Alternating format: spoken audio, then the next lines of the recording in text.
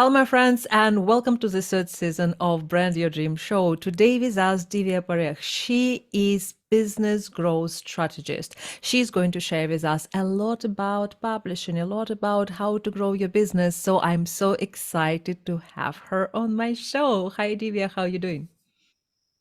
Hi, Eve. So excited to be here with you. And I'm thrilled. I'm excited, energized, ready to roll because when we first met, we just clicked and it was just amazing.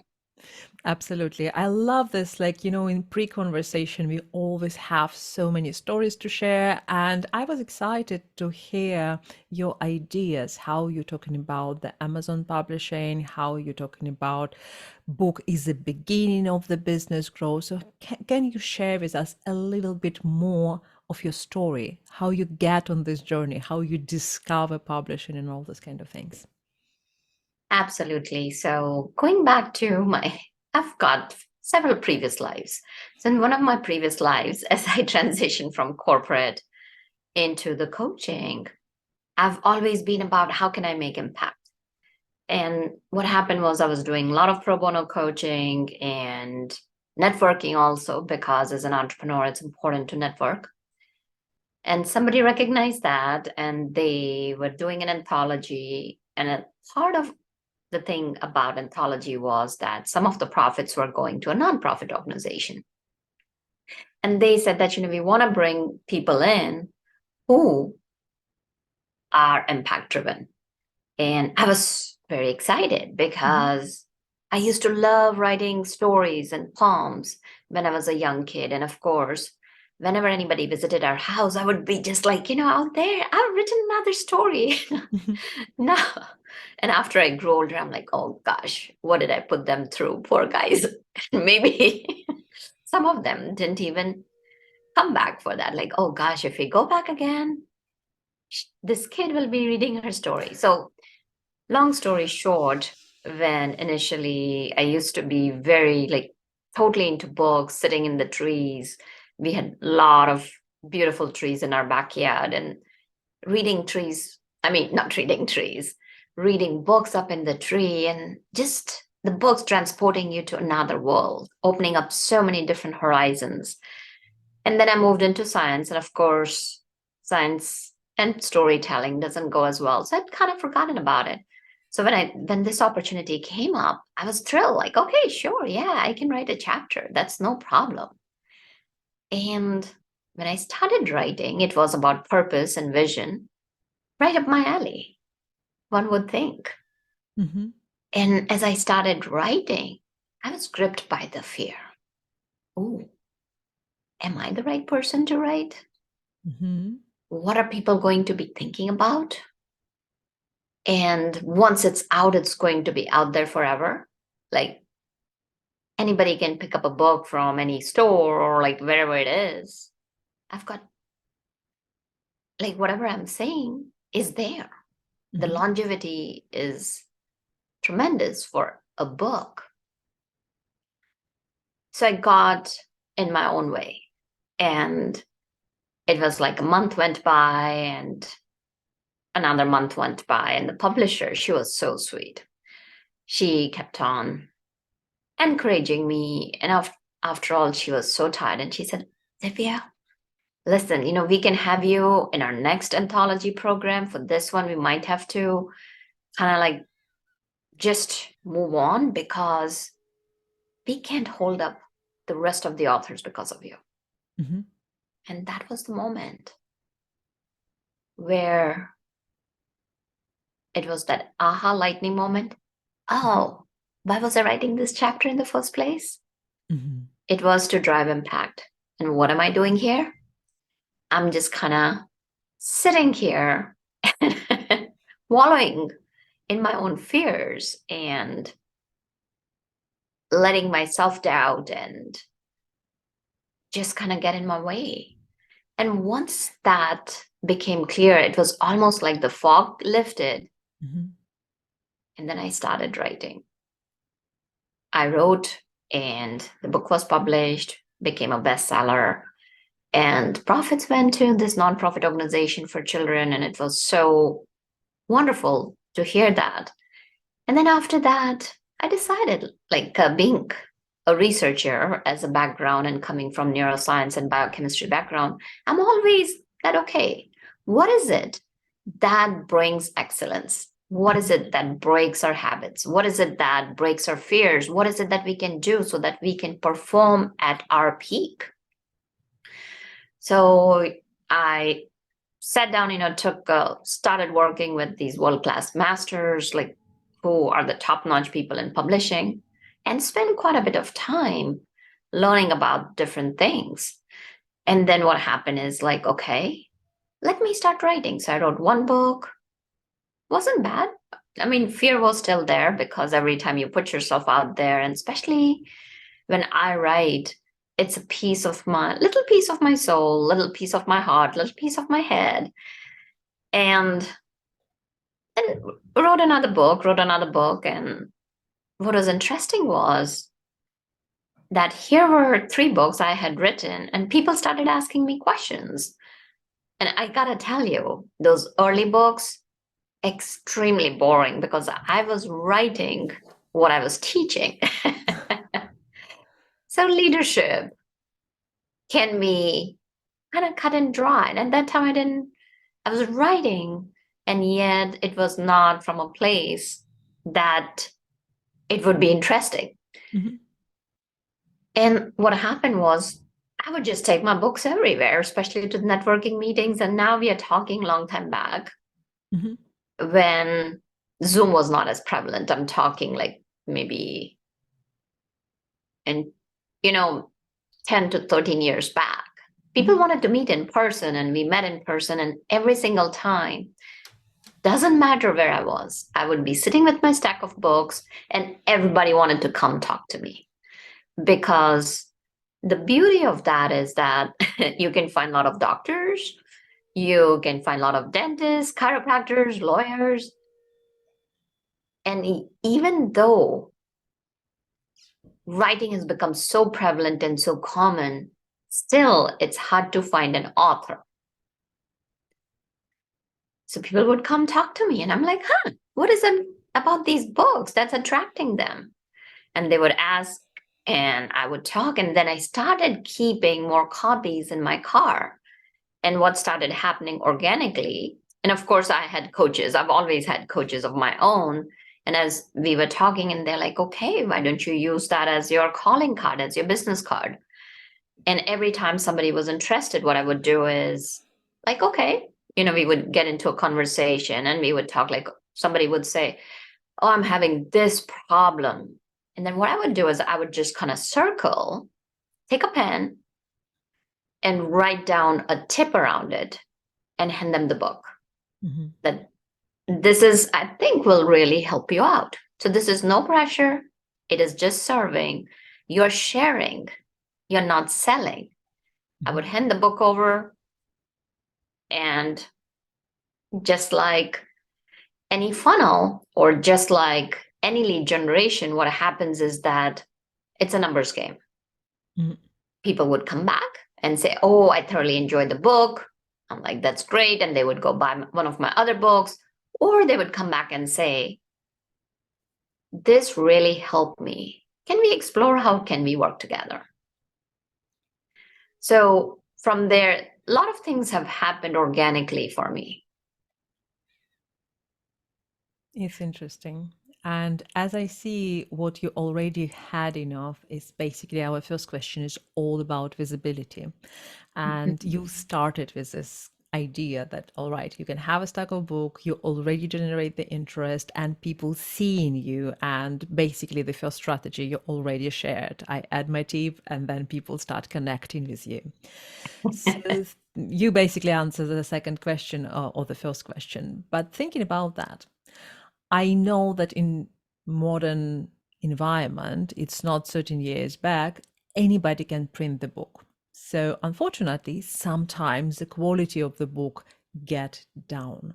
Mhm. So I know that in this situation, experts like you are way more valuable because you can guide people, you can tell them how to make the book which people actually read read or create the book which generate this income because it's valuable book. So let's talk about visibility, and where do you think the new authors have to start?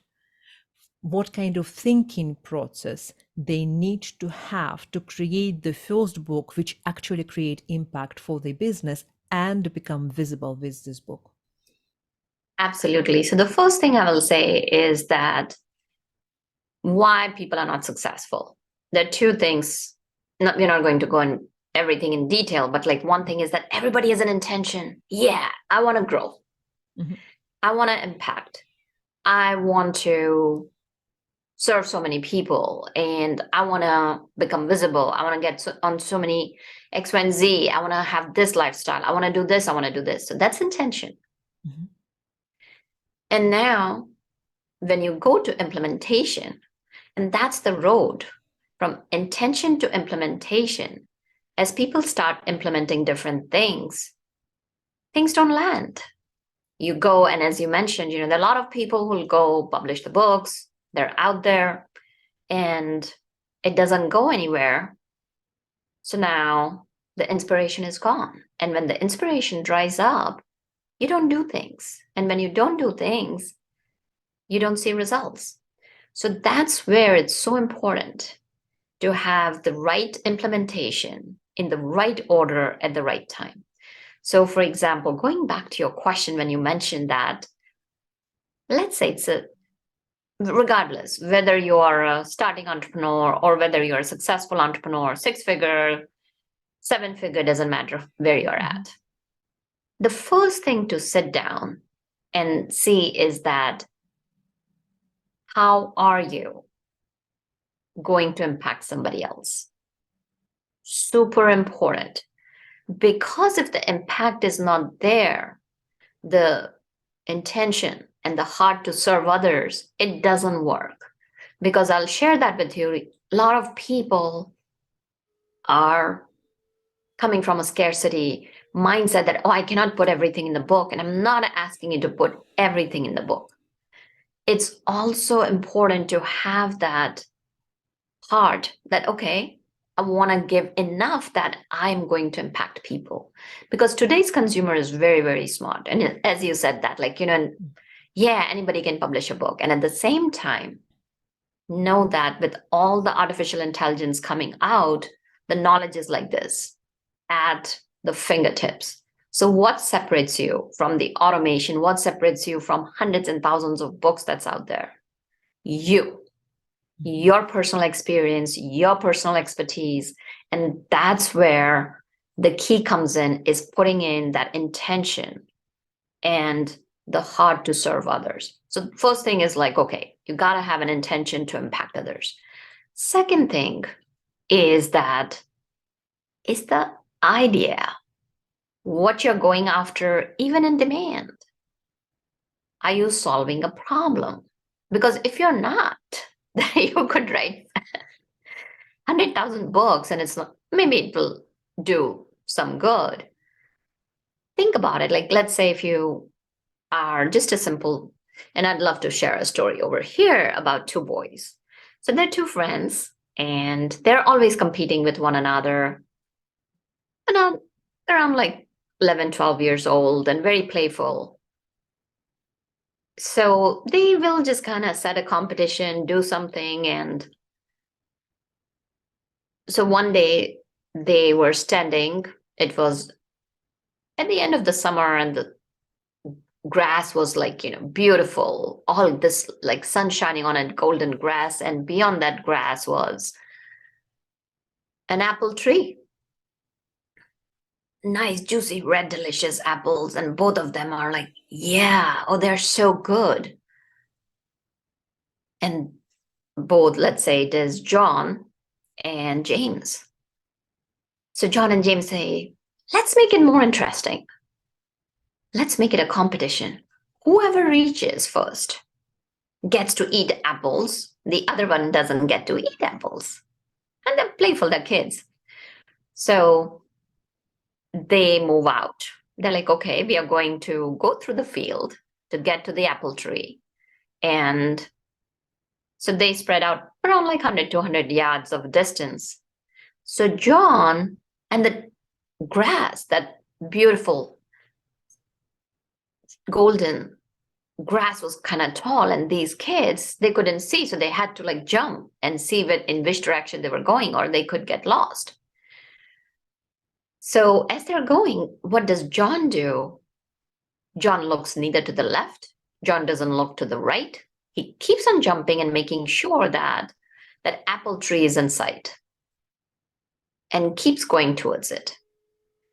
Whereas James, there are some butterflies and there's some flowers.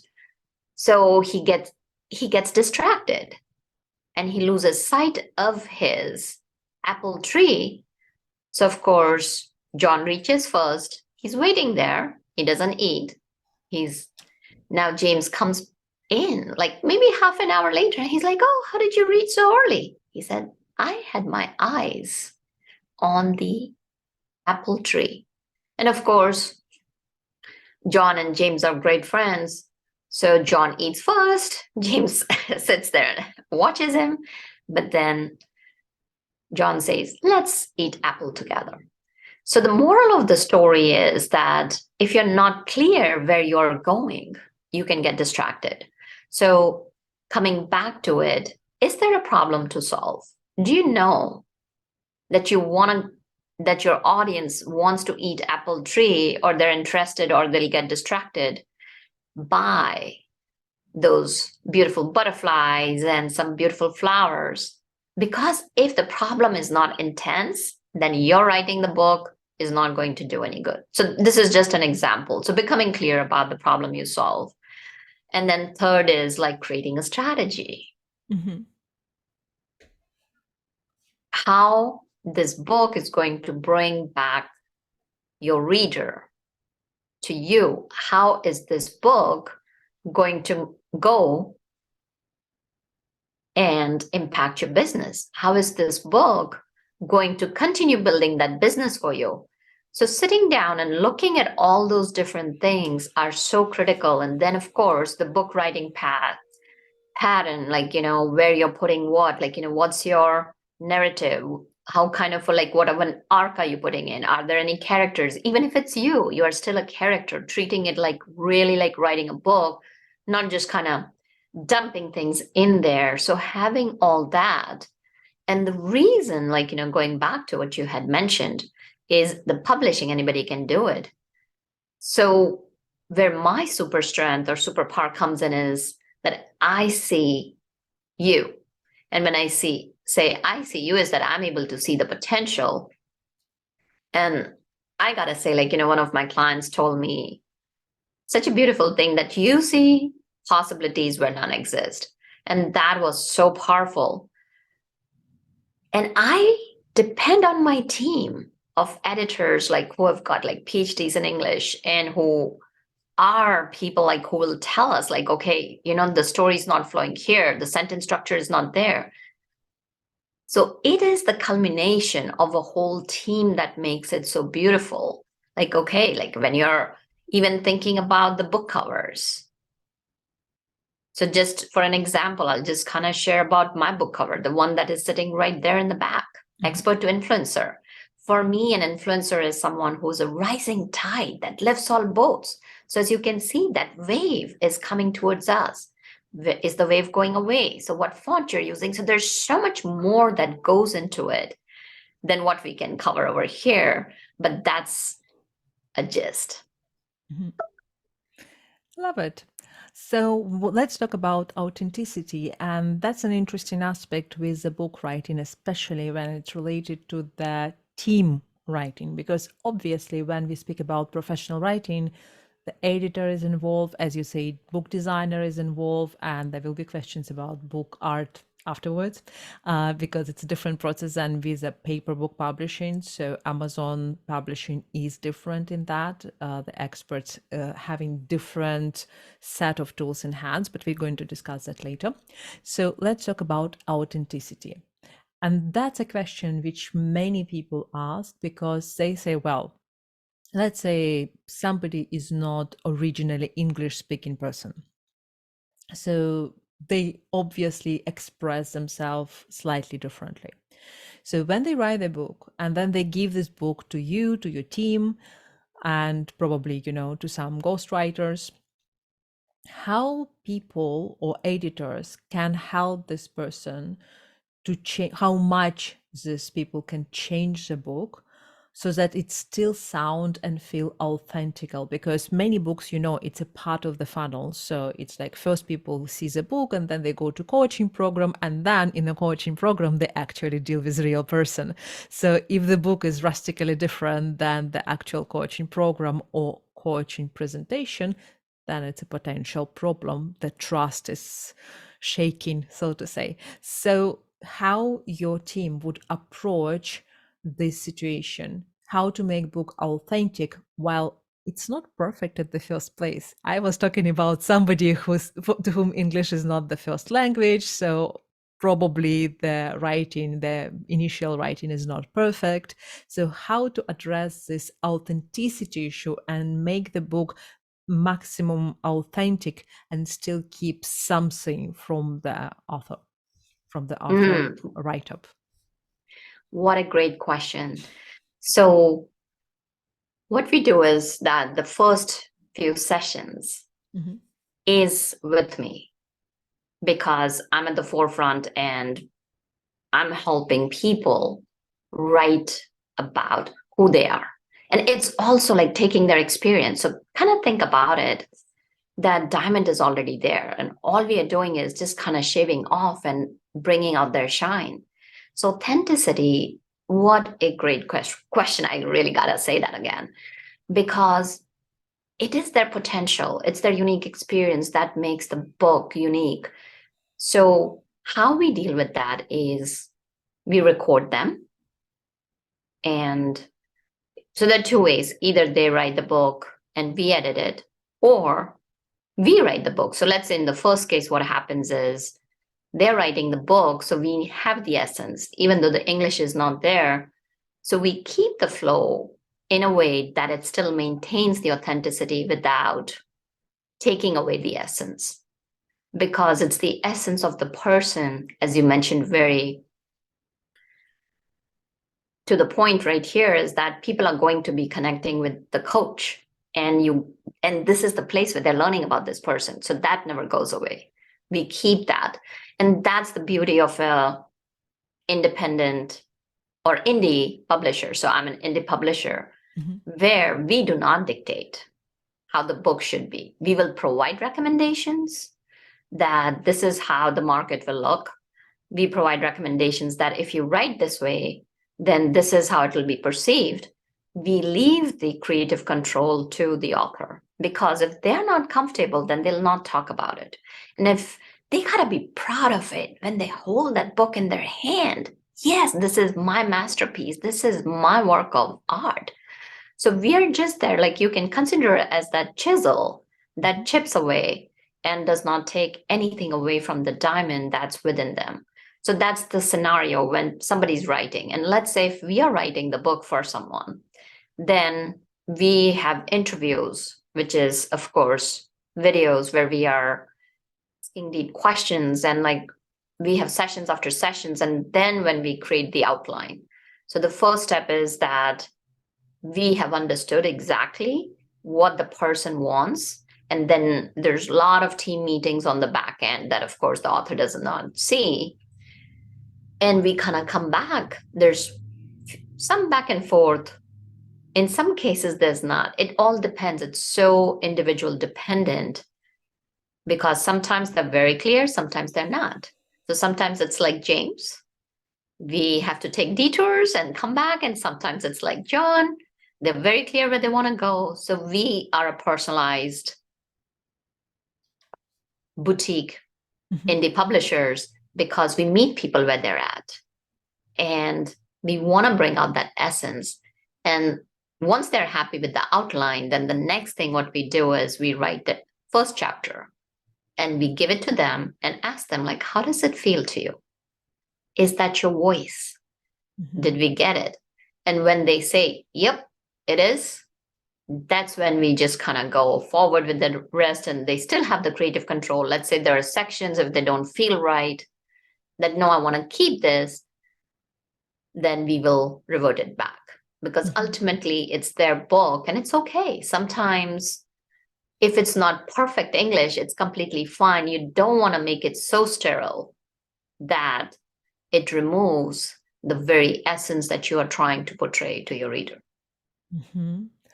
So now my question will be slightly more technical because I'll give you example. A friend of mine did write a book and it's trilogy, it's fantasy trilogy, and it's nice and interesting.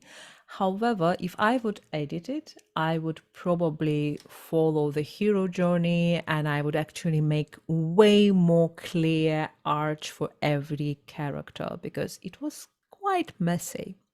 Now, from my perspective, I believe that because he had professional publisher, the editor had to suggest him to make the book shorter or create more clear paths for his heroes because there was many storytelling arcs. It was difficult to follow every single character development.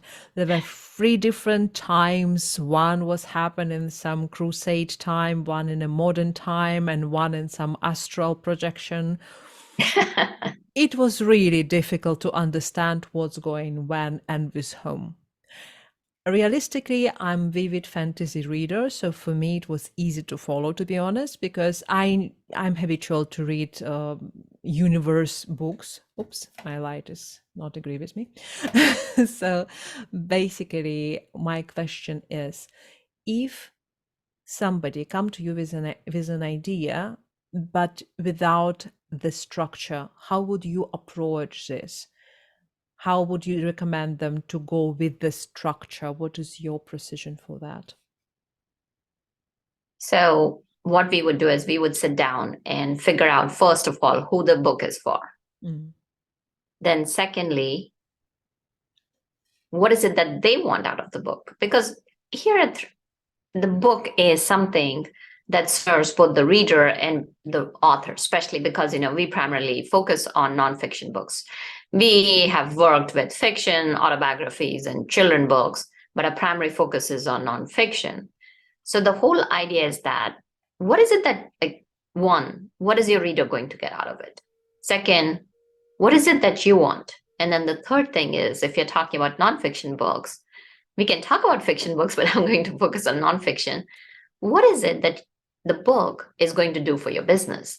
And then based on that, looking at the long term, because the whole idea is that it's not about focusing on the short term cost. The key is to play that long game.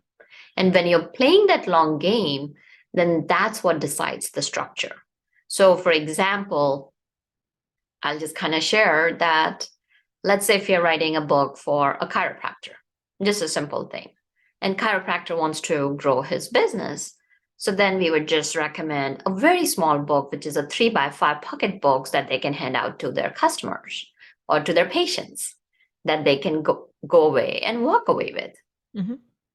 Similarly, let's say if it is a coach, let's say leadership coach, because we have worked with people from different walks of life. Mhm. Now they want that book for speaking engagements or for their courses. Like, so the book is a precursor.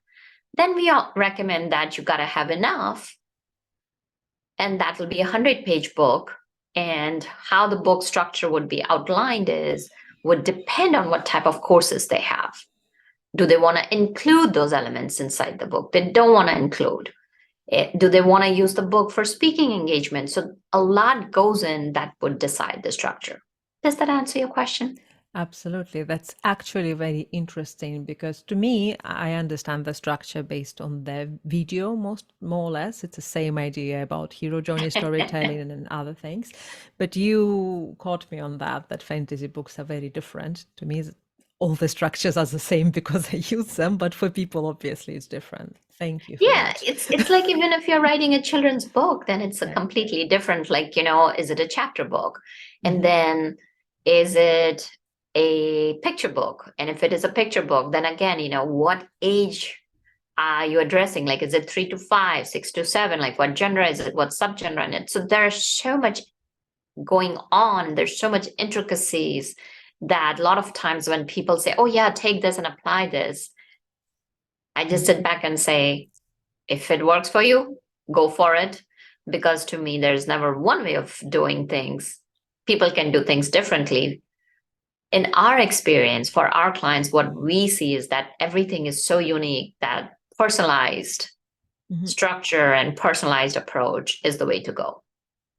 I like it because, I many times heard from authors or readers, especially readers who know authors, they would say, well, books are not bringing money because, there's this and this person, they did write a book and nothing happened after that. They self-publish it, they offered this book to everyone, and they had like 10 purchases, for £3 or something like that.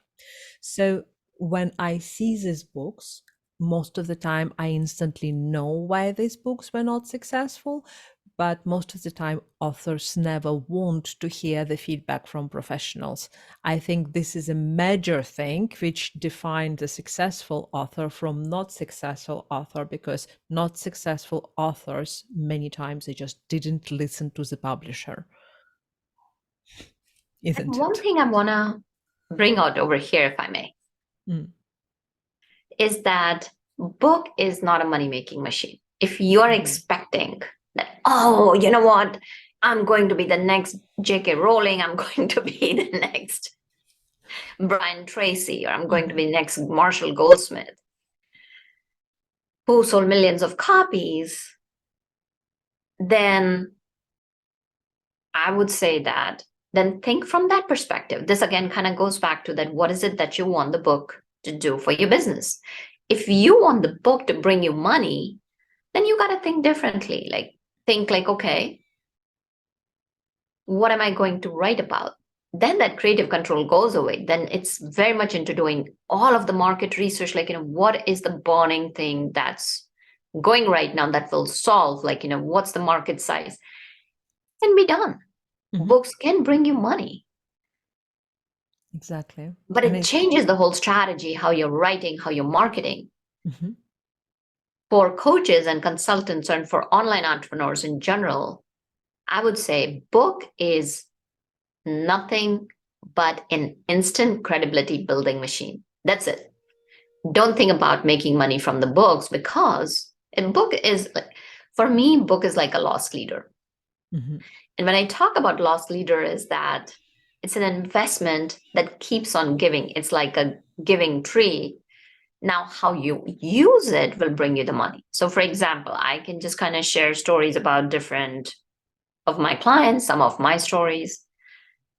If you're a speaker, and now if you're speaking, what you can do is you can be at the back table because in person speaking is back. And even if it is not, you can talk with people like, in the conference organizers that, hey, while you're paying me so and so, I'd love to also kind of give you my book at a discount.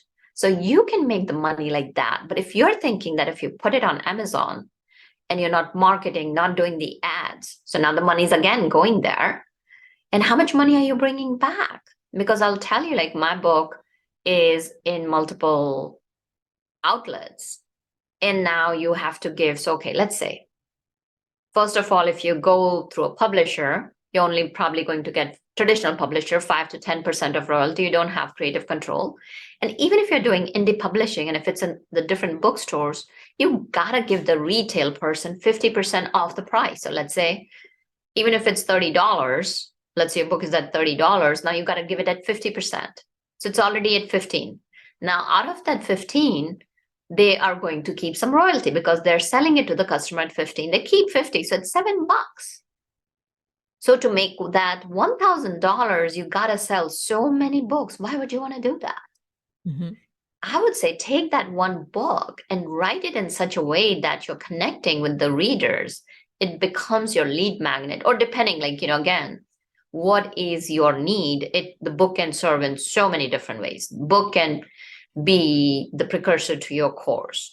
The book can be that speaking engagement. Like I have done so many speaking engagements where I've given book away. One of my clients, because at that time when there was the Asian attacks had been going on in the US, so we released the book around very much like as soon as it happened, like, okay, this is time relevant, let's release this, so that way you can start talking about diversity and all that. And she got Mhm. 5 paid speaking engagements. Mm. So by the time she would have spent 8 months and money in ad spend, she got the return right there in 5 months with 5 speaking engagements. Currently, we released a book for someone.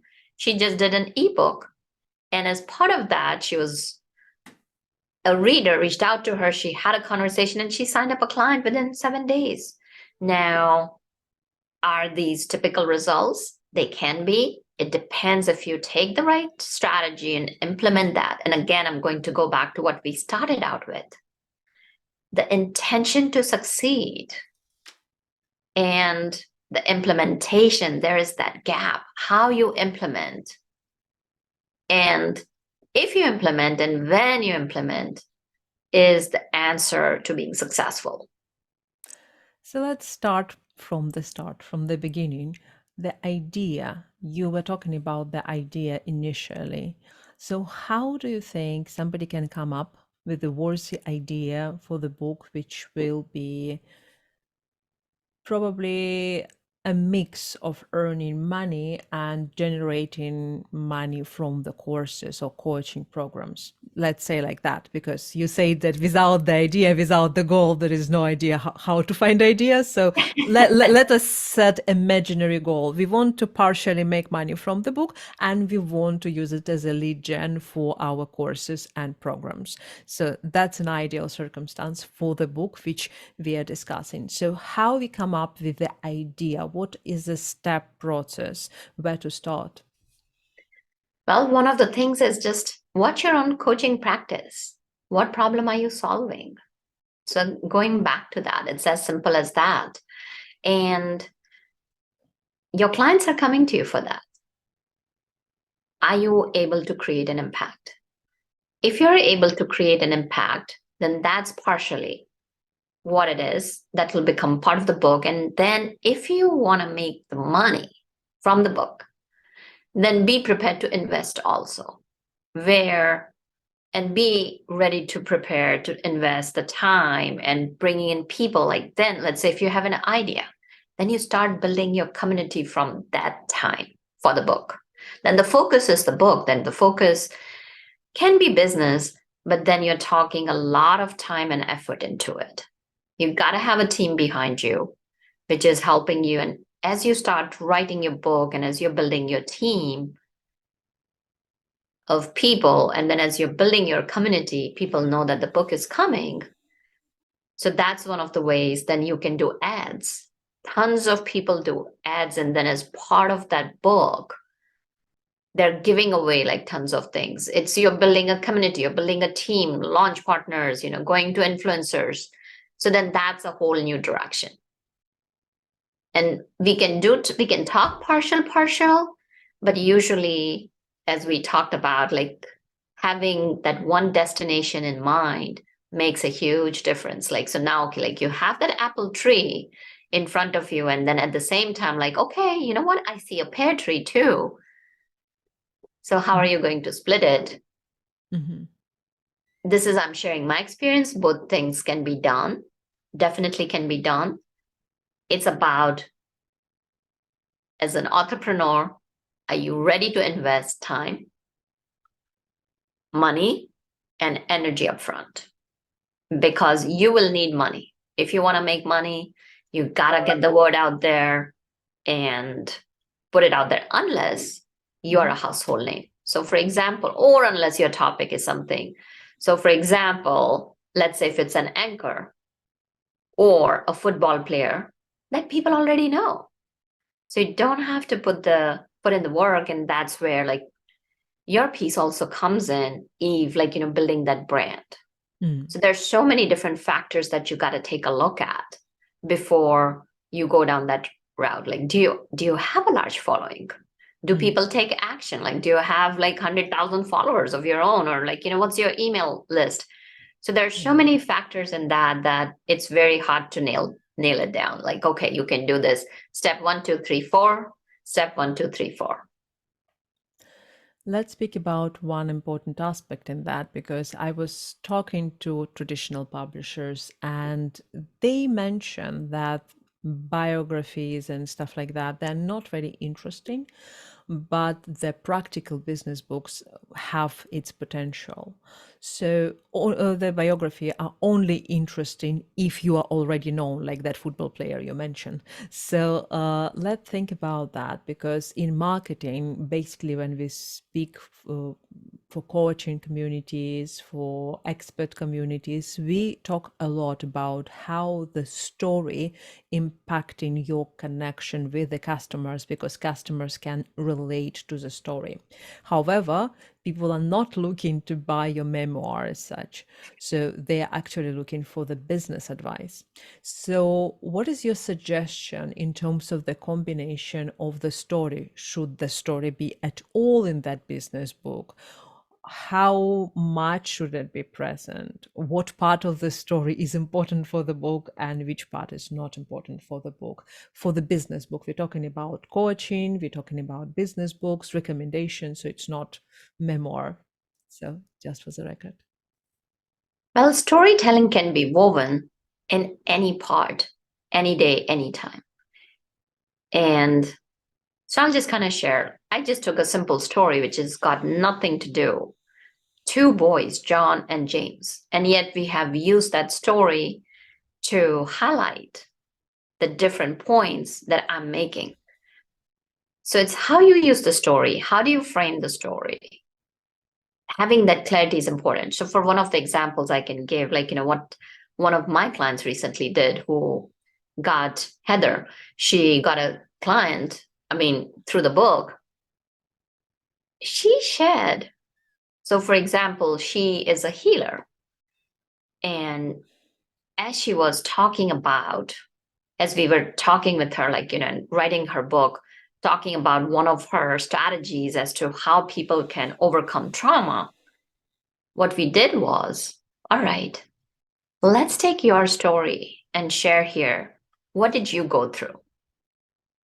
So in that case, that story is relevant to the reader because reader is going through something very much similar to that. Oh yeah, yep. She went through this, she went through this, and she was able to come out at the other end. So I can come out too. So it's more about the relevancy. Is it relevant to your reader?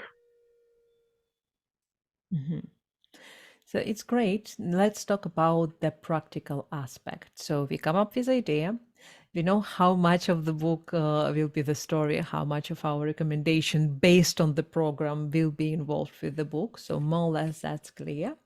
Let's talk about marketing because I know that many people believe that writing book is difficult and that's most important part. But I personally know that to make a book a bestseller, there are plenty of important steps involved. So, can you share how to make your book a bestseller? Absolutely. So from the moment you have an idea, the marketing begins there, building your own community and writing a good book.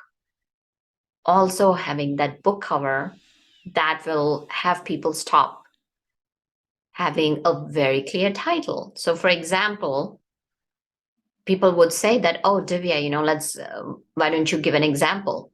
Expert to influencer. And right underneath that title, I share how to position yourself for meaningful impact. So I'm making it very clear this book is about impact and that also meaningful. So that is creating curiosity that, okay, influencer, is that hundreds and thousands of likes, or is that, so it's partially that, but mostly it is for meaningful impact because it's the subtitle is telling people what's in the book exactly. So these are different elements. And then again, once a person opens up the book, as they start reading, Does it flow? Then once you have done that, so book itself gotta be of good quality.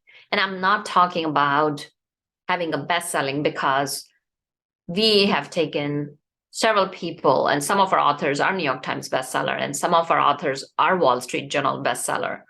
So when you're talking about the Wall Street Journal bestselling, like you're talking about thousands and thousands of books being sold. So sometimes we will even add, depending on, again, like, what the program is going to be. Is it going for best-selling? Some people want to do best-selling campaigns, some don't. So if they want to do it, we are putting in the SEO words right in there. We're putting in SEO words in the book description, and what kind of categories are being pulled, like, what other books are coming out, what kind of ads other people are putting out, how you can put the ads so that your book is bought organically. Then again, you gotta push it out to, like, we push it out to, like, lists. We connect with people who have lists of like 100,000 people. Somebody has 200,000 people, and basically exposing. So first, you got to have a good book. Secondly is the exposure to thousands of eyeballs, thousands and thousands and thousands. And why do I say that? Because people are distracted. Right. People see so much information, like, and I don't know if anybody has heard about it. And there's something called TikTok brain. Goldfish. So when I talk about TikTok brain, is that like it's not so unfocused. And because you need the dopamine, what happens is, okay, I saw this reel, let me go on to the next reel. Oh, let me go on to the next one. So people don't stop. So that's why you have to have that exposure to thousands of people and to the relevant people. And that's where, like, teams like us kind of come into play. We will not just go and put it out there where, like, somebody's not even looking for your book. We'll put it in front of the audience that is looking for a book like yours. So that's why having the connections helps. So for example, like, my team has we have marketing connections with people with different types of lists. So for example, Heather, she got just number one best-selling currently, but we didn't put her book to each and every, like, just, in general, we put it in front of the audience. That's her audience. So there are so many different things that can go on, but these are some of the few things that people can do to make a book a bestseller. Right. That's amazing.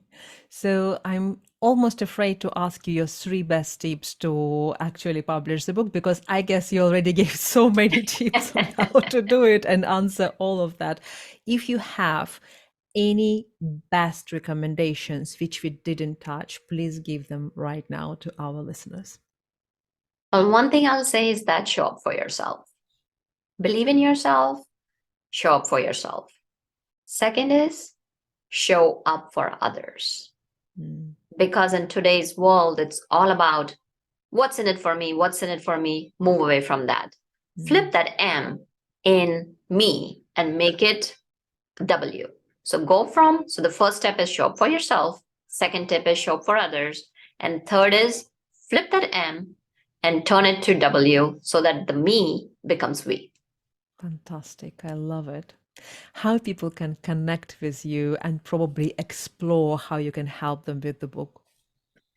Well, people can connect with me on any of the social media. I'm on Twitter, I'm on LinkedIn, I'm on Facebook, I'm on Instagram, and they can connect me through my email contact at divyaparekh.com. Perfect. I will put all the links below, so you will be able to connect through the description links, and you don't need to follow any visuals or any verbal descriptions of that. So all the links will be in the description. You just need to click and connect with Divya. Thank you so much for this interview. I think it's packed with wisdom, and many people will benefit and understand how they can create their first book. Absolutely. Thank you for having me on the show, Eve. Appreciate it.